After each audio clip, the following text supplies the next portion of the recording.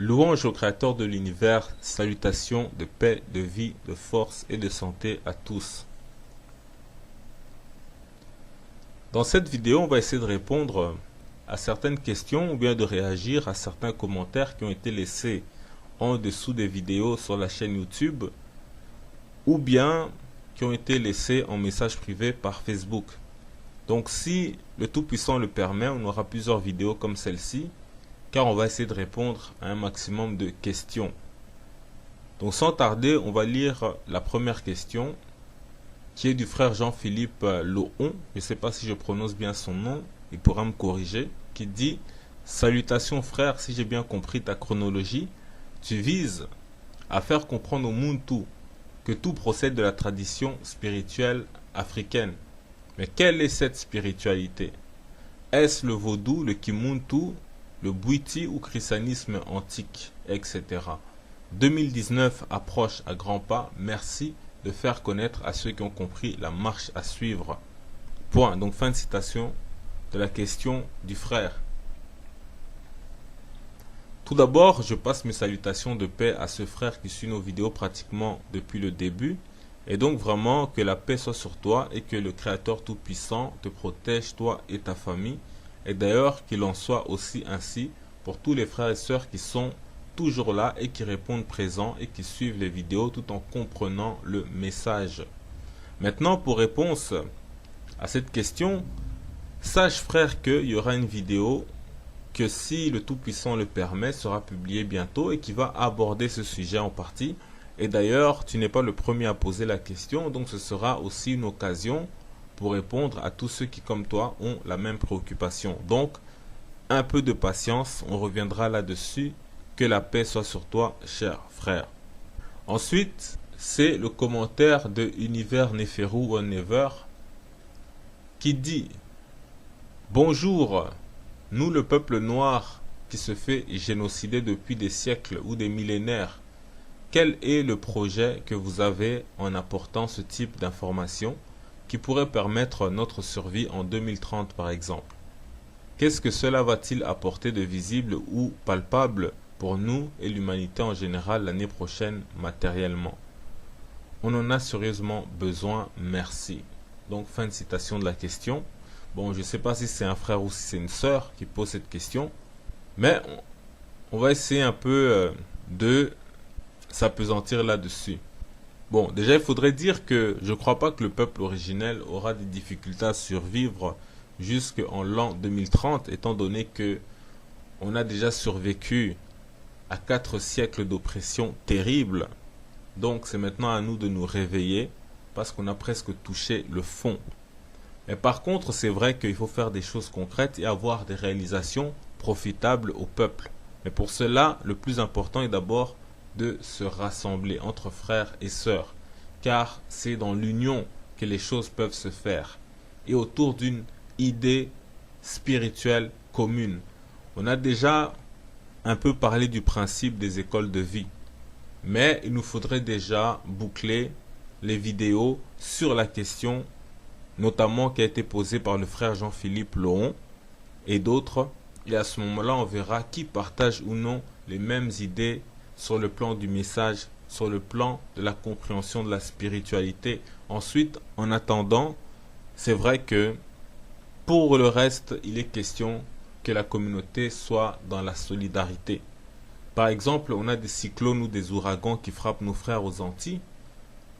Rien que déjà, pour ça, on aurait dû pouvoir se mobiliser pour leur apporter une aide au maximum ou bien minimum. Donc déjà, on se pose la question, qui serait partant pour une telle idée? Si toi, tu l'es, ou si un autre l'est, eh bien, manifestez-vous, écrivez en message privé sur Facebook, proposez des idées, comme par exemple envoyer du matériel ou bien des vivres que chacun peut acheter de son côté. Donc comme ça, il n'y a pas besoin d'envoyer de l'argent à une personne. Et on achète ce que les gens ont besoin là-bas et on leur envoie. Ou bien on fait une liste et on passe une commande directement sur place là-bas. Et puis les gens vont se débrouiller pour aller chercher tout cela, puisque de toute façon ils savent comment ça fonctionne. Cela pourrait aider des frères et des sœurs. Donc ça, c'est des choses qui peuvent se faire concrètement. Mais il faut dire qu'il y a tellement de souffrances en Afrique, aux Antilles, en Amérique latine et ailleurs dans le monde, en particulier où se trouve le peuple originel, que on ne pourra jamais avoir les moyens de soutenir tout le monde, même par la plus grande des bonnes volontés. Par contre, en travaillant activement à l'accomplissement des prophéties sur le peuple original, cela va rendre service à toute l'humanité. Parce que le redressement du peuple originel a un impact spirituel sur toute l'humanité, un impact positif. C'est pourquoi il y a beaucoup plus profond qu'une aide humanitaire qu'on envoie de temps en temps sans pouvoir réellement satisfaire totalement, mais simplement apporter un soulagement qui va être temporaire et puis le cycle de souffrance va reprendre. Donc, les choses ne peuvent se faire que dans le cadre d'une vision commune des choses de la spiritualité. Même la confiance entre nous dépend du spirituel. Le milliardaire nigérian Aliko Dangote raconte que lorsqu'il s'est rendu en Tanzanie, où il proposait d'investir plus d'1 milliard de dollars dans une usine à fabriquer du ciment, les autorités tanzaniennes l'ont regardé et l'ont dit « Qui es-tu? D'où viens-tu? Et d'où vient tout cet argent? Est-ce que tu es lié à Al-Qaïda ou à la mafia ?» Donc je crois que même aux États-Unis, ils n'auraient jamais rencontré ce genre de réaction. Parce que eux au moins là-bas, ils s'informent.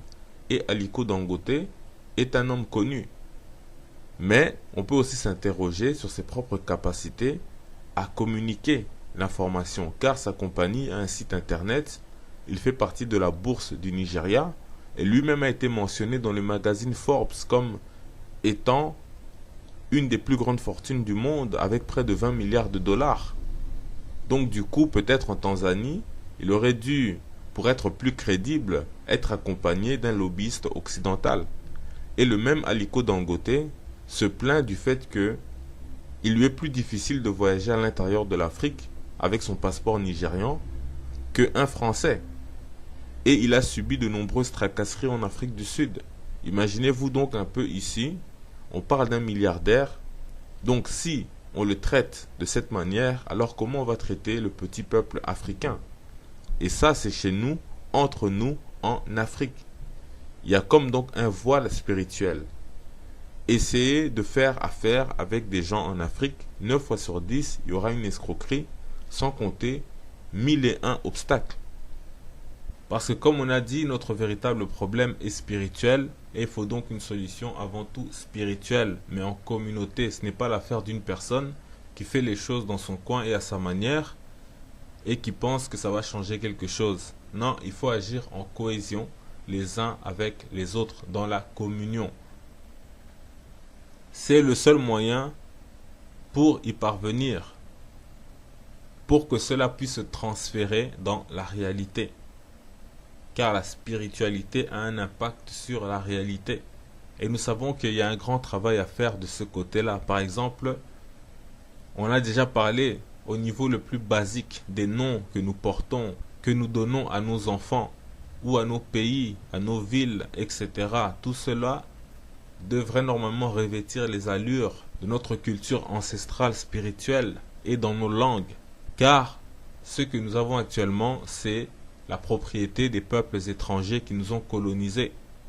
Et quoi que nous fassions en gardant tous ces noms-là, notre propre environnement ne nous sera jamais favorable. Il agira toujours comme s'il appartenait aux étrangers. Donc quand on va faire de l'agriculture, par exemple, nos récoltes ne seront jamais aussi bonnes que ce qu'elles peuvent être ou ce que l'étranger, lui, peut obtenir.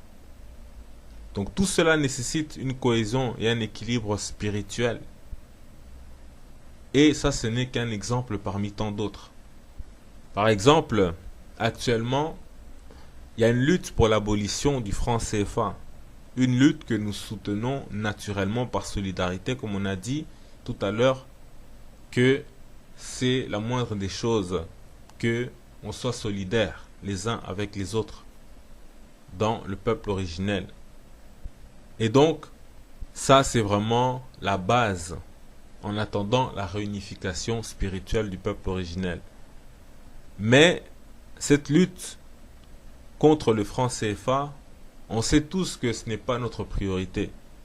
Car on sait que derrière ce bras de fer-là, un autre bras de fer plus terrible se prépare, car nos chefs d'État, ainsi que les dirigeants en général, de l'appareil politique, militaire et autres sont prisonniers des puissances extérieures. Donc, leur demander de sortir du franc CFA, c'est presque leur demander de se suicider politiquement. Car sur le plan géopolitique, c'est possible, même si c'est très difficile. Mais sur le plan spirituel, pour eux, c'est presque impossible. Parce que ils ont mis les pieds quelque part. Là où c'est très difficile d'en sortir. Alors que va-t-il se passer lorsque ces dirigeants seront pris entre le marteau et l'enclume, c'est-à-dire entre la pression du peuple pour sortir du franc CFA et la pression au niveau des puissances étrangères, au niveau international, qui est le niveau des instances mondialistes. Sans parler de toute la spiritualité qui englobe tout cela. Donc comment les responsables politiques vont-ils réagir, et en fonction de cela, comment le peuple va-t-il réagir à son tour? Voilà toute la question. Or, nous savons que puisque sur le plan spirituel, il n'y a pas eu un changement au niveau de nos États et au niveau de nos peuples, cela devient un cocktail explosif. Mais par principe, on n'a pas le choix que de soutenir ceux qui sont contre le franc CFA et qui veulent la fin immédiate de cette monnaie coloniale. Mais en réalité, ce n'est pas un problème économique que nous avons, mais bien un problème qui est avant tout spirituel. Et si déjà on avait commencé par changer le nom de nos pays, de nos villes, de nos cours d'eau, et si on avait commencé par revenir à notre créateur et à notre identité ou à notre histoire, qui nous éclaire justement encore plus sur notre spiritualité, eh bien le franc CFA ne serait même pas un problème. Mais dans l'état actuel des choses, en dedans ou en dehors du franc CFA, l'économie ne nous sera pas plus favorable, bien au contraire. On va nous faire ce qu'on appelle une guerre économique, comme ce qui se passe actuellement au Venezuela, c'est-à-dire pénurie de produits alimentaires sur les marchés, sabotage de la monnaie, sanctions économiques et j'en passe. Et c'est aussi ce qu'a connu la Côte d'Ivoire à l'époque de Laurent Gbagbo pour un seul homme. Ils ont empêché les banques de payer les salaires des fonctionnaires. Ils ont bloqué les importations, notamment parfois de médicaments, etc. Et ainsi de suite. Donc la vraie question n'est pas si nous en diaspora, on soutient cette sortie du franc CFA, car cela va de soi. Mais plutôt si nos peuples restés en Afrique sont prêts à faire face aux conséquences. On ne doute pas de leur bravoure, mais très peu de gens se préparent véritablement à pareille éventualité. Parce que passer outre la spiritualité, c'est comme mettre la charrue avant les bœufs. Car, encore une fois, c'est pas une question d'avoir de bons économistes ou pas. L'économie, c'est quelque chose qui est naturel. Il n'y a rien de plus simple en réalité. C'est plutôt l'idée de se dire que la France fera tout pour punir l'après-franc CFA, pour que les Africains reviennent par eux-mêmes au franc CFA, ce qui serait une grande humiliation et un grand découragement pour les peuples. C'est comme les indépendances, on les leur a accordées sans résistance, mais on connaît la suite, contre-attaque par le néocolonialisme, la France-Afrique, les réseaux Focard, etc.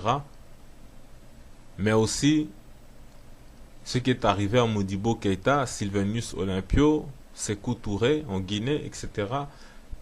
Donc, ça c'était simplement pour répondre un minimum à la question.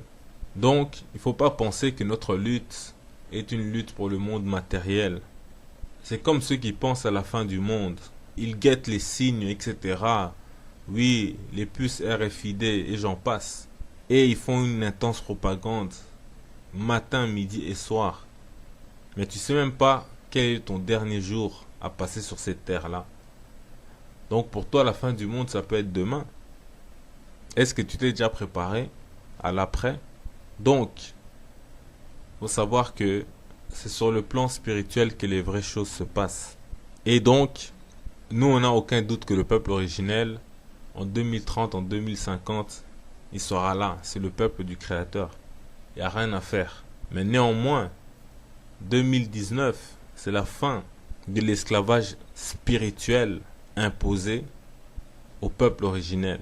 Donc, c'est à lui d'ouvrir les yeux. Et là, vous allez voir vous-même les effets de lorsque le peuple originel retourne à la spiritualité du Créateur. Bon, on va s'arrêter ici.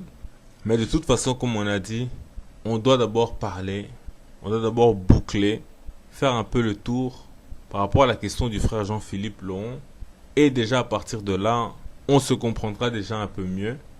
Et chacun pourra dire, voilà, qu'est-ce que nous pensons de tout ceci. Donc, je m'arrête ici, que la paix soit sur vous. Paix, vie, force et santé, salutations. C'est pourquoi il y a beaucoup plus profond qu'une aide humanitaire qu'on envoie de temps en temps sans pouvoir réellement satisfaire totalement, mais simplement apporter un soulagement qui va être temporaire et puis le cycle de souffrance va reprendre. Donc, les choses ne peuvent se faire que dans le cadre d'une vision commune des choses de la spiritualité. Même la confiance entre nous dépend du spirituel. Le milliardaire nigérian Aliko Dangote raconte que lorsqu'il s'est rendu en Tanzanie, où il proposait d'investir plus d'1 milliard de dollars dans une usine à fabriquer du ciment, les autorités tanzaniennes l'ont regardé et l'ont dit « Qui es-tu? D'où viens-tu? Et d'où vient tout cet argent? Est-ce que tu es lié à Al-Qaïda ou à la mafia ?» Donc je crois que même aux États-Unis, ils n'auraient jamais rencontré ce genre de réaction. Parce que eux au moins là-bas, ils s'informent. Et Aliko Dangote est un homme connu. Mais on peut aussi s'interroger sur ses propres capacités à communiquer l'information. Car sa compagnie a un site internet, il fait partie de la bourse du Nigeria. Et lui-même a été mentionné dans le magazine Forbes comme étant une des plus grandes fortunes du monde avec près de 20 milliards de dollars. Donc du coup, peut-être en Tanzanie, il aurait dû, pour être plus crédible, être accompagné d'un lobbyiste occidental. Et le mieux, mais on va essayer un peu de s'appesantir là-dessus. Bon, déjà il faudrait dire que je ne crois pas que le peuple originel aura des difficultés à survivre jusqu'en l'an 2030, étant donné que on a déjà survécu à 4 siècles d'oppression terrible.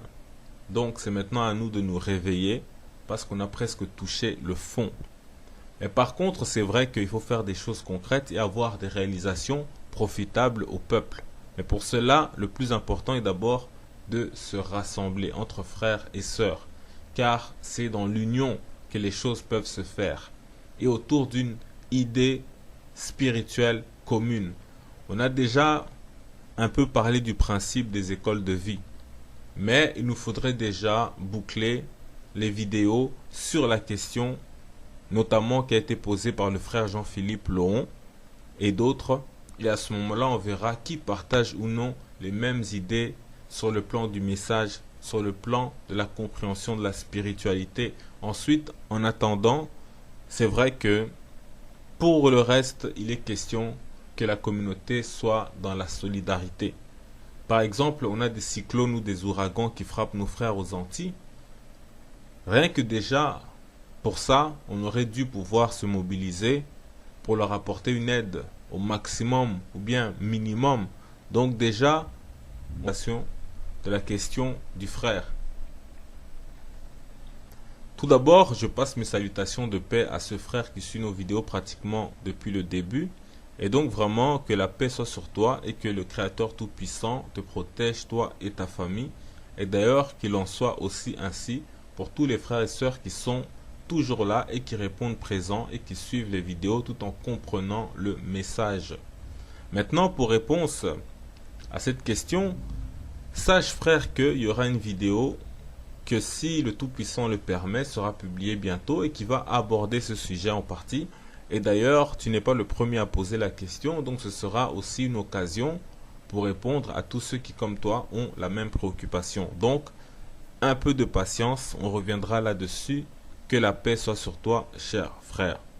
Ensuite, c'est le commentaire de Univers Neferu ou Never qui dit: bonjour, nous le peuple noir qui se fait génocider depuis des siècles ou des millénaires, quel est le projet que vous avez en apportant ce type d'information qui pourrait permettre notre survie en 2030 par exemple?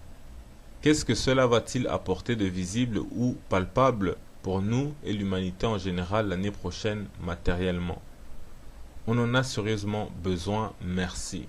Donc fin de citation de la question. Bon, je ne sais pas si c'est un frère ou si c'est une sœur qui pose cette question. On se pose la question, qui serait partant pour une telle idée? Si toi, tu l'es, ou si un autre l'est, eh bien, manifestez-vous, écrivez en message privé sur Facebook, proposez des idées, comme par exemple envoyer du matériel ou bien des vivres que chacun peut acheter de son côté. Donc comme ça, il n'y a pas besoin d'envoyer de l'argent à une personne.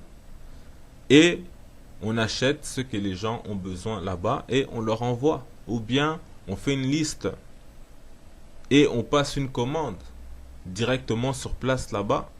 Et puis les gens vont se débrouiller pour aller chercher tout cela, puisque de toute façon ils savent comment ça fonctionne. Cela pourrait aider des frères et des sœurs.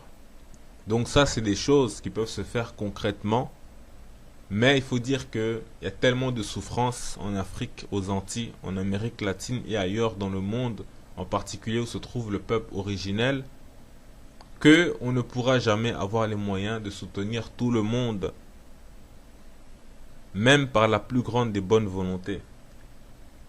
Par contre, en travaillant activement à l'accomplissement des prophéties sur le peuple original, cela va rendre service à toute l'humanité.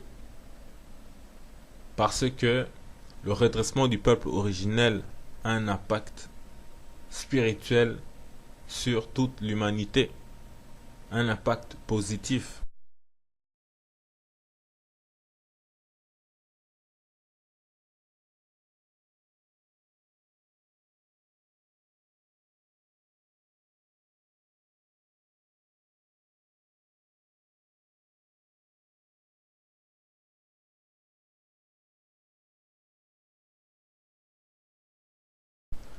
Louange au Créateur de l'univers, salutations de paix, de vie, de force et de santé à tous.